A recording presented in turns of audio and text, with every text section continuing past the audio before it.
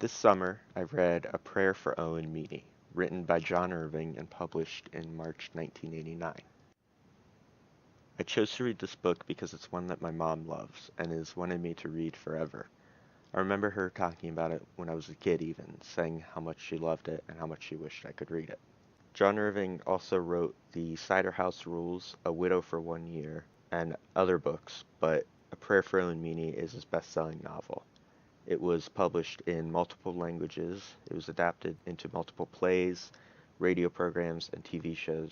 And it was given the Dayton Literary Peace Prize, which is the quote, first and only annual U.S. literary award recognizing the power of the written word to promote peace and lead readers to a better understanding of other cultures, peoples, religions, and political points of view.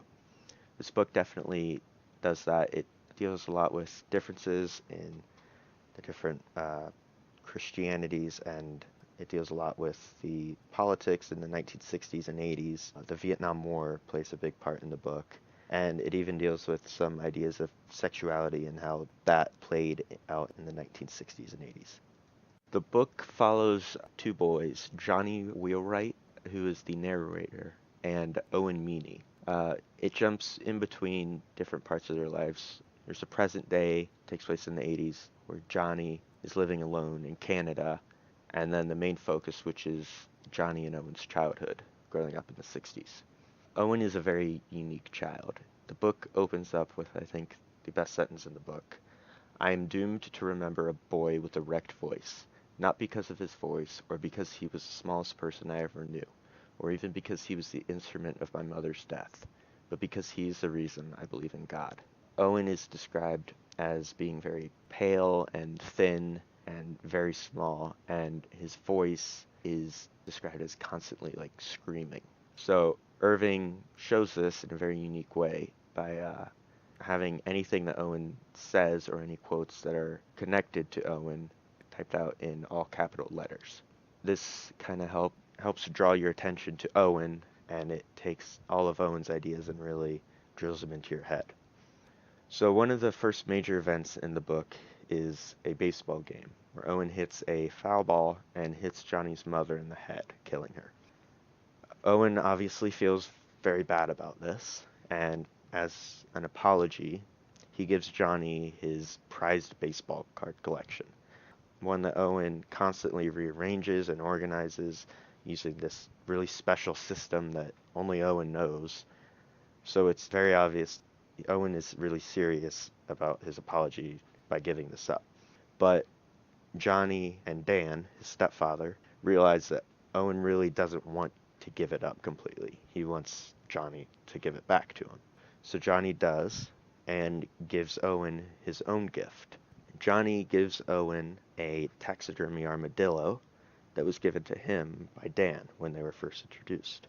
It's something that was very important to Johnny and Owen.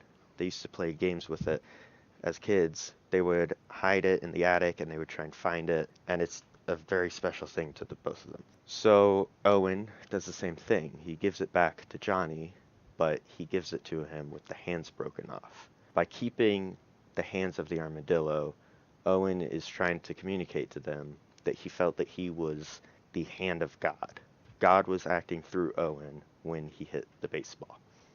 This is kind of setting up the idea of this connection between Owen and the divine, one that's reinforced throughout the book. Another event that illustrates this is the annual Christmas pageant, which Owen manages to hijack. During the night of the performance, where Owen plays baby Jesus, he sees his parents sitting in the crowd, and he yells at them and asks what they think they're doing there, and tells them that it's sacrilege for them to be there because of some event that happened between the Catholic Church and them that isn't explained until the end of the book. So he kicks them out and has them carry him out on their shoulders, setting up this image of the power and influence that Owen has over other people, and him being dressed up as Jesus suggests that this power is almost divine. Another performance that Owen plays is A Christmas Carol. It happens at about the same time, And Owen plays the part of the Ghost of Christmas Future. And during the main performance, when he points to Scrooge's grave, he faints, and it's because Owen sees his name and the date of his death on the grave. Now, this is foreshadowing the end of the book. The end of the book is also foreshadowed with tons of other events throughout, but I don't want to get into them because they kind of spoil the end. And the ending is really what makes this book worthwhile. And